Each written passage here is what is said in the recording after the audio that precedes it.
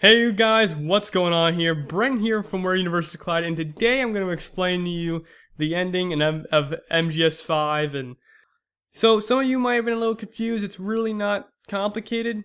You are Big Boss. Technically, you still are Big Boss. Let's recap. Big Boss, the real Big Boss, double Big Boss, Big Boss. The real Big Boss is doing that stuff. Now this part was a little confusing.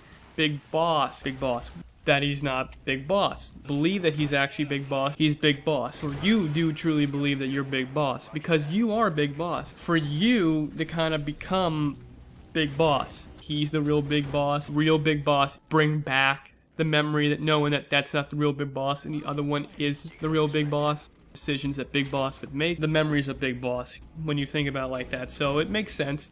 The real Big Boss. Oh, I'm Big Boss, you're Big Boss, we're both Big Boss. That the real Big Boss is saying, and so he goes off and he becomes Big Boss. You play the other Big Boss. Big Boss dies, but that's not the real Big Boss.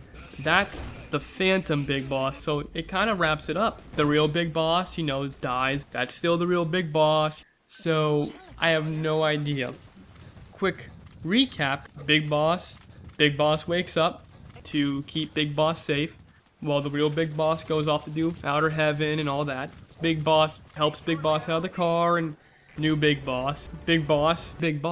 Is you playing Big Boss, you know, you becoming Big Boss. So that's what happens in MGS5. It all makes sense, and you're becoming, you know, Big Boss, and it makes sense.